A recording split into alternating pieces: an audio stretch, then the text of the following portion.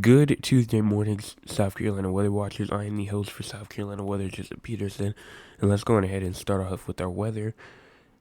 Down here to where we are seeing a lot of rain for most of us right now, and then right now, down to our south, we have some scattered downpours with some scattered showers near the Georgia-Florida line and other places. Over to our west, we're seeing a bunch of more moderate showers, kind of like more compact together. And we have a line of downpours up here. And then we have a whole, pretty much kind of like a top hat type of system that's bringing ice and then some snow all the way up here. Looking over down to our southwest, we have some possible severe storms going through the Houston, Victoria, Texas region. We already have a 1.5 inch hail report just south of Killeen, and then we have some scattered showers and thunderstorms as well inside of Texas as well. We also have some snow over here to our west from Idaho, Nevada, Utah, and Arizona. And then we have this system up here that has just been producing rain and snow and stuff like that up in Washington. The precipitation from the west has kind of moved off to the east, and this is what it is right now. It's going over to Texas right now, producing severe weather, which is why we are getting the severe weather, because the energy from the west, we're having Arctic air come down, we're having moisture from the west, and then we have this Gulf of Mexico moisture as well come in, and then that's producing severe weather. Now, talking about that, let's go ahead and look at our cloud cover right now as we go ahead and switch over to that. We have cloudy skies in Columbia. We have mostly cloudy skies from Charleston to Myrtle Beach to Greenville. But I can say that most of Columbia, if not all of the Midlands of South Carolina, is definitely cloudy right now. Going into our current temperatures, 57 in Charleston, 51 in Myrtle Beach, 44 in Florence, 44 in Columbia, 44 in Augusta.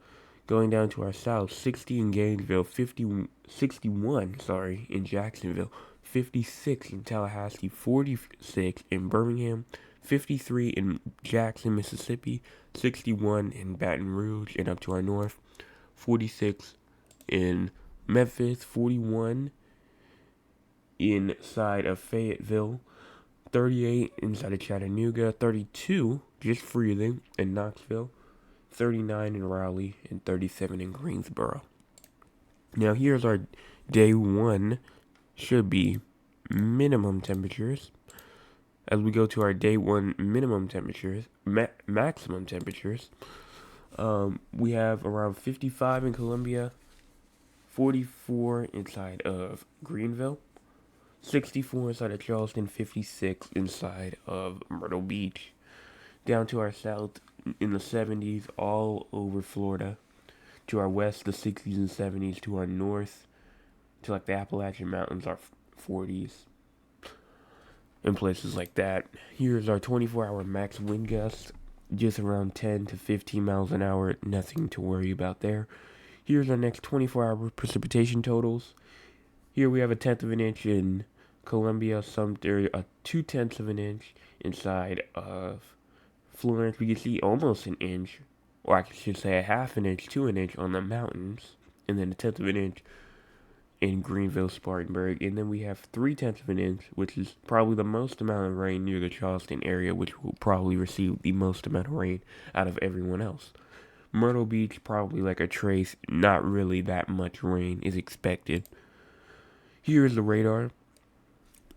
It shows pretty much, well, I shouldn't even say the radar, the models, I should say.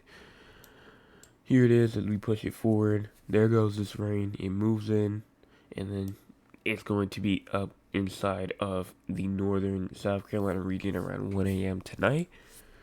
We push this for some more, and then there goes this line of severe storms that will be going up through pretty much Texas and then go through Mobile and Louisiana and places like that that could cause like tornadoes and stuff like that, which I'll show you the risk for that later.